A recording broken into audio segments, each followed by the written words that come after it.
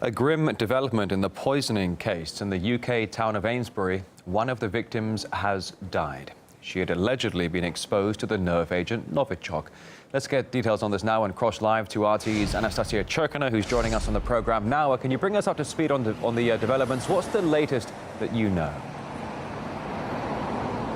Well, Rory, indeed, one of the two people that were taken to hospital last weekend from Amesbury, which is just miles away from Salisbury, where Sergei and Yulia Skripal were said to have been poisoned by Novichok back in March, has indeed been pronounced dead. We do know that 44-year-old Dawn Sturgess died on Sunday night, and we know that the British Prime Minister has expressed that she's appalled and shocked by this development. Indeed, the partner of this woman, who was also taken to hospital, remains in critical condition, and Scotland Yard have now announced they will be treating this as a murder investigation. And despite the fact that this latest separate incident from the one following the one with Sergei and Yulia Skripal is indeed being in its early stages of investigation, we do know that some officials giving the whole mood about these incidents have still been pointing fingers at Russia already.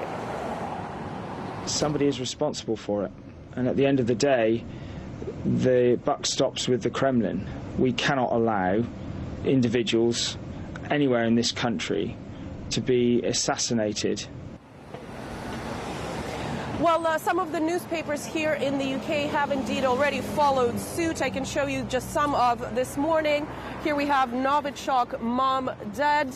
And what she's been poisoned with is described as a Russian nerve agent, despite the fact that, of course, throughout the last several months, we have heard that other countries have come forward in terms of being able to have produced this nerve agent. Here we have Russian poison Brit dies. This one over here, murdered by Novichok.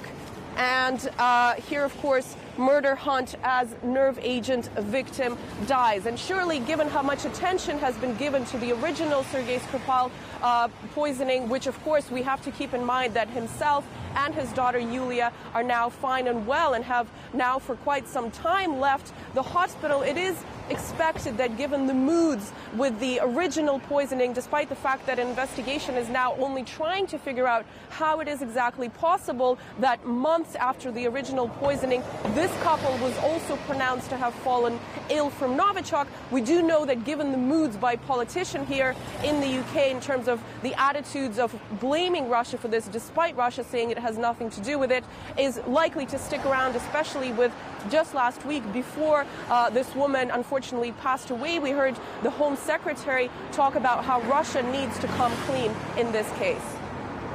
It is now time that the Russian state comes forward and explains exactly what has gone on.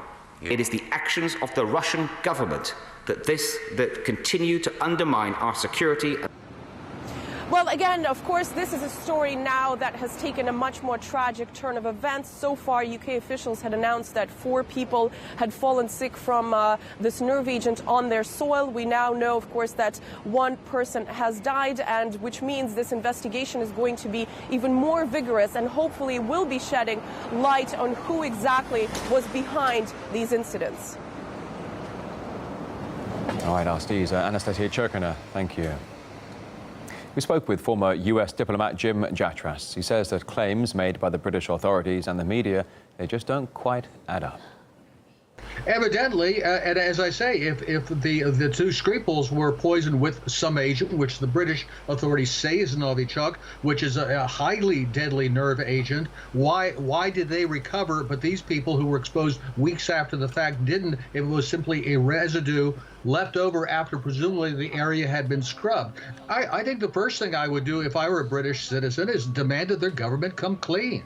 Tell what they actually know. I don't really expect anything from the British media. The British media is even worse than the American media as being total lapdogs of whatever it is their government says.